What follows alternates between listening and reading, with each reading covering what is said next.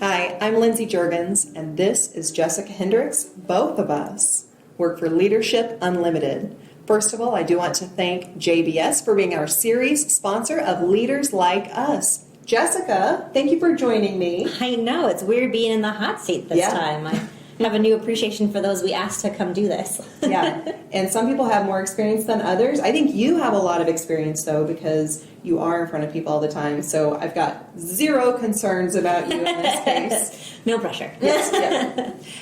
So I want to be sure to touch today on a few different things. But why don't we come out of the gate with a little explanation of why I'm introducing our organization as Leadership Unlimited, formerly known as Leadership Tomorrow. Can you talk about that, please? Absolutely. Our legal name has always been Hall County Leadership Unlimited, Inc. When we were founded in 1986, that's what our founders wanted our name to be. And then for whatever reason, our flagship program was called Leadership Tomorrow. And that was our one program and had been for a long time. That's our 9-month program for adults. And so we just started becoming known as Leadership Tomorrow. And everybody talks about Leadership Tomorrow, which is great, and we love that. But we have grown a lot in the last few years. We now have Youth Leadership Tomorrow, we have Discover Grand Island, we have Elevate Grand Island, we have a summit that we do. And it started getting really confusing for people when we would talk about, well, here is Elevate Grand Island, which is a program under Leadership Tomorrow, but Leadership Tomorrow is a program also. So we made the decision, we did a strategic plan, we made the decision to rebrand and not so much go back to, but really just start stepping forward as our legal name. We're stepping forward as Leadership Unlimited, and under Leadership Unlimited, we now have this whole suite of programming. Yeah, and we've been on a journey to make that happen. We have. Having just rolled this out with the Leadership Unlimited Summit. I'm still looping into us being Leadership Unlimited, but that was a successful event for us, as it always is. Very important to bring in community members, and I always appreciate and have appreciated for years prior to my coming on to work with the organization, all of the touch points that we try to have. If you could expand a little bit for those that are unfamiliar with Elevate Grand Island, that is new to us. Can you just talk about that a little bit? Yeah. Elevate is our very newest program that we offer, and I'm really excited about it. It is really part of our effort to make sure that we're providing leadership training for our whole community. So Elevate is specifically focused on new Americans, immigrants into our community, and how do we really connect them with our community? How do we start empowering them to reach out to those in our community that can offer services for them, or connect them to a way where they can bring their own leadership skills and styles to really help shape our community. I don't think it would be shocking to anybody if I said leadership in Grand Island is not representative of the population of our community. I don't think anybody would be surprised by that. So our goal is to really make Grand Island a welcoming community, an empowered community, and a connected community. And so hopefully through Elevate, we will see more individuals who represent our whole community really stepping into those leadership roles. Yeah. And overseeing that program, we now have Jocelyn Reyna, the newest addition to our team. And she offers a great amount of insight. I met Jocelyn when I was going through Leadership Tomorrow Class 35, and I was immensely impressed with her when I met her. But she does a really great job of caring for this program, and it's very part-time. Her position with us is very part-time. This is a young woman with a lot of responsibility, so we appreciate all that she's invested in it so far. We are. We were very mindful when we were hiring for the position. We knew that capacity-wise, we need another person on board to be able to run that program. Otherwise, it's just you and I, and there's a lot on our plates. And so we wanted to make sure that we hired somebody who was bilingual, who had a background that would be able to understand the stories and the lived experiences of those that were going to be in the program. Formerly, Jocelyn was with the Multicultural Coalition, where she was really helping individuals on their pathway to citizenship. Now, she shares her time with us and then also with Nebraska Open Table. I always call it Open Table, but it's not Open Table. It's Civic Nebraska Table. And so they're focused on voter registration, get out the vote, all those types of things, which are things that Jocelyn is very passionate about. So I consider us very lucky to have Jocelyn on board, and what she has brought to the table has been immeasurable. We are so fortunate to have her. Why don't we take a second and just back up, though? You know, you are in the throes of all of these changes for our organization. You are, like, I'm not just saying that because you're here and I like you. You are in the middle of it, making things happen all the time, all over our community, and I've been a fan of yours for 100 years. But how did you even get here? Like, I know your story a little bit, but for those that are like, who is this little firecracker running around telling us what's going on with leadership in Grand Island? So give us that backstory. Yeah. Who is Jessica Hendricks? Yes. This is a think piece. Right. So I moved to Grand Island right out of college in 2009 to work for Congressman Adrian Smith. I was his community liaison, so I spent a lot of time traveling the 3rd District, learning about communities and what was making communities a thriving community. So I really got to talk with leaders from different communities and figure out what's working for them, what's not working, kind of see that, and really developed a passion for Nebraska and my community in general, because the more I would see other communities do things, the more I could see things that were really working in Grand Island or things that maybe we could improve on. So when my time with Congressman Smith was done, I worked for a time with the Chamber in workforce development. And again, I really got to be connected with the Young Professionals program, with their education program, and see again, like, what is it that Grand Island's working on? Like, how are we bringing people to this community? How are we empowering them? And then had the opportunity to step into this role for Leadership Tomorrow, now Leadership Unlimited, which at that time was housed in the chamber. So my office was like a 2-door switch. Right. It's not a big physical move. It wasn't a big physical move at all. But shortly after taking over the role, we did move our offices out to College Park. So if anybody wants to come visit us, that's where we are. But really, this idea of professional development and continually investing in yourself is something that I truly believe in. It's something that I practice. When the pandemic hit, people started taking up side jobs and side businesses. I did not do that. Instead, I started to look at ways that I could continue doing development for myself.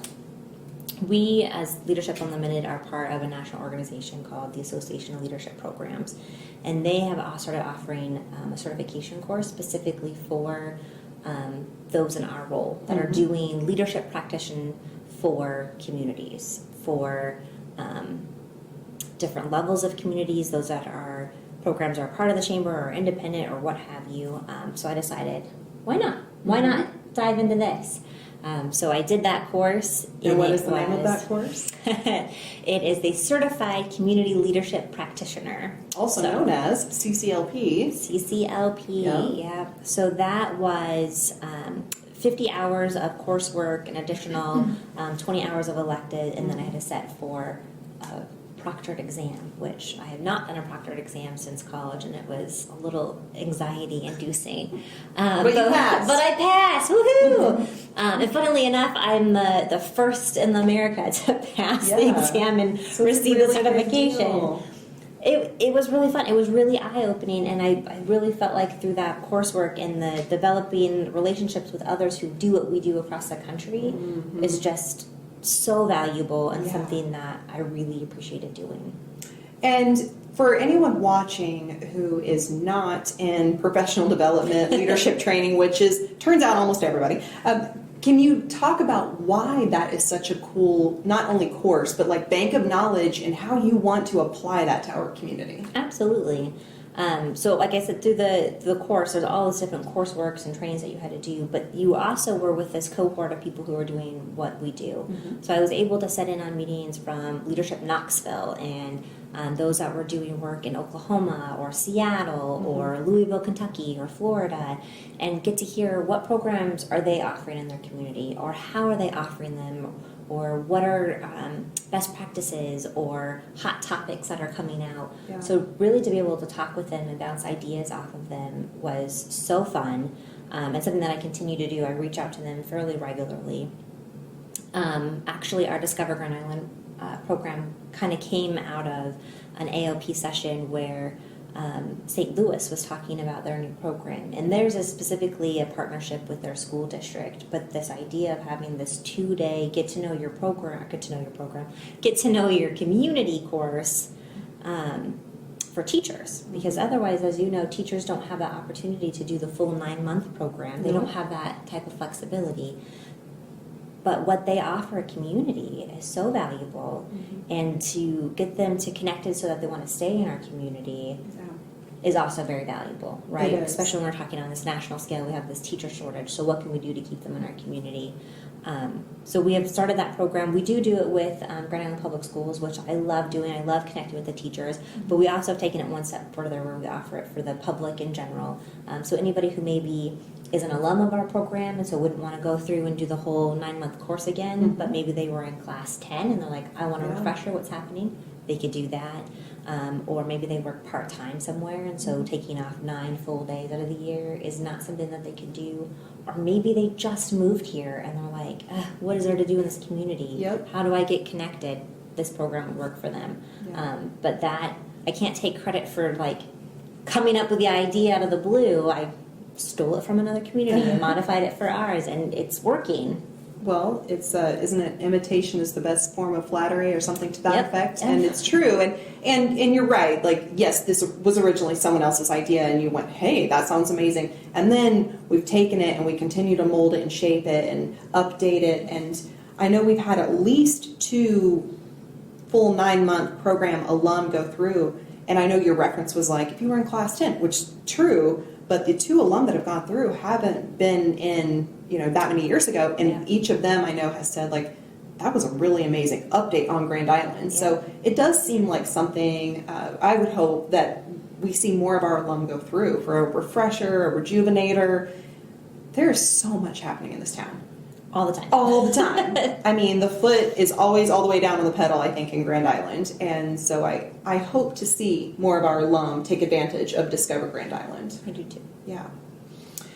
Jessica, you have a board full of really awesome people, one of which I happen to be married to, so that's fun. So I happen to know a lot of them on a friendly basis, and I'm thankful for that. They really are an awesome crew. But at the end of the day, they're a busy board. They're a working board. You have said you ask a lot of your board because we are a small team and it takes a village, right? This is not a small operation that we're running. Can you talk a little bit about effective board operation and why that is so essential, not only to our organization, but to any nonprofit or beyond? Sure. For a lot of reasons. And that's part of our core component when we're talking about leadership, and our mission of Leadership Unlimited is that we want people to have positive leadership skills to make an impact on our community. And oftentimes we look to board service as putting that leadership into practice. So I do have a working board. I do ask a lot of my board. But a lot of that then you can see is the growth of our organization, because my board has continually just stepped up and said yes when we've thought of new ideas, or our community has changed and we need to change and evolve with our community. So proper board operation absolutely is essential for any nonprofit, both for legal reasons, right? Like if you are not functioning well as a nonprofit or your board is not doing what they're supposed to do, there are legal ramifications for that. But also for having an effective organization that's meeting its mission consistently and having staff who feel supported by their board is very, very important. And our board, I feel like I can safely say, hits both of those marks really well. Our board consistently does evaluations of themselves every year. They stop and they do, how am I personally as a board member showing up? Am I meeting the commitments that I said I was going to do? They do a review as a board as a whole. As a whole, are we supporting staff? Are we doing a check-in with our strategic plans? Are we looking to the future? It's very consciously put in their agenda every year to make sure that they do that. They also participate in continual training. This last year we did a lot of focus on diversity, equity, inclusion training and doing our own equity audit of the organization to see how it is that we are stepping up and showing up for our entire community. And then they also make sure that we do a strategic plan every 3 to 5 years so that the growth that we're doing isn't willy-nilly growth. It's not just, oh, we want to do this, we want to do that. It is strategic. It is having our group of individuals from several different alumni classes who represent several different industries, who come from all different walks of life, sitting down and saying, okay, this is our mission. This is where we want to go, and this is how we're going to do it. And then it's being held accountable to that as we made that growth. Right. I'm very proud of my board. Yeah. I'm very spoiled to have the board that I do, and I fully recognize that. But I don't think it should be unique to have a board that steps up and says yes when asked. Yeah, and how can I help? And taking that initiative, it's true, because I'm sure all of us have seen the other side of that coin before with a board that doesn't want to help, and Right. they're just filling the seats, and that's pretty painful for the team members who are there to put in the work, Right. and see the growth for that organization. Yeah, absolutely. Let's talk about growth. Well, you have been in the throes of all this growth, not just super recently, but it feels like, and correct me if I'm wrong, it feels like it's been heavy growth in the last couple of years, heavy, intense growth. That's for a reason, right? It's because you have a longer lens, your team, your board, the staff prior to me, and all of us together, hopefully are thinking about the long-term goals for the organization and impact. But if I'm asking you, where do you want to see Leadership Unlimited in like 5 years, specifically thinking about impact? Right. What sort of impact do you want Leadership Unlimited to have on the Grand Island area? Absolutely. You know, our goal is always to go back to our mission and make sure that we are providing great leadership skills to these individuals to make an impact on our community. Mm-hmm. So one of the things that we look at or we kind of track is how many people who are running in an election year, how many of them are alumni.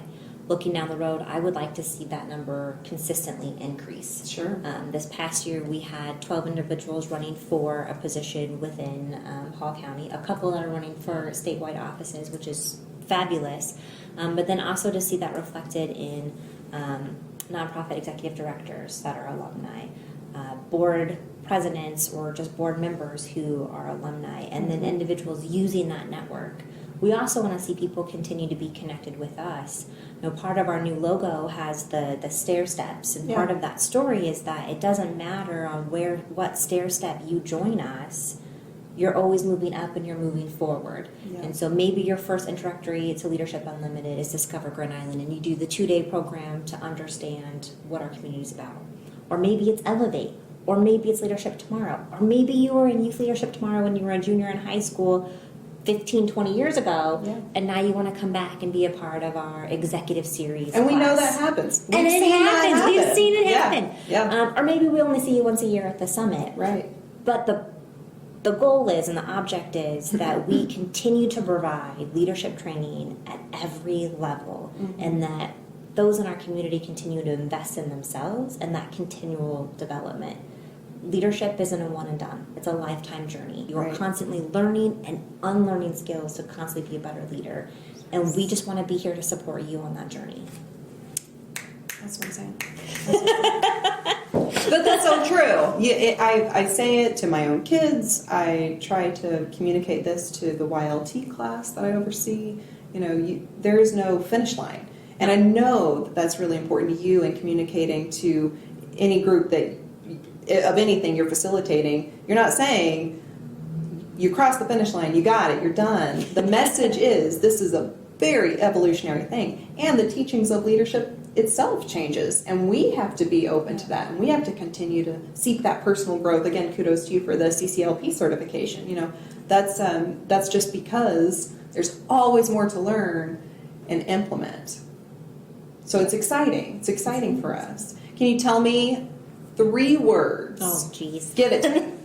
3 words that you would like to come to mind when people think of Leadership Unlimited. Only 3? Yeah, only 3. Community, Okay. leadership, progress. Oh, those are good. I hope so. That's great. And that took no editing. That was not like a 20-minute edit out. You were on it. Okay, well, Jessica Hendricks was here. She is available for this crazy amount of knowledge that she has to share with you, your staff. Take advantage of it. We do have a lot of programs within Leadership Unlimited, and I truly feel that she has so much to offer. So we're all lucky to have Jessica Hendricks at Leadership Unlimited because it's unlimited. It's unlimited. Today, tomorrow, or whenever. Thank you to JBS for being our series sponsor for Leaders Like Us. I'm Lindsay Juergens.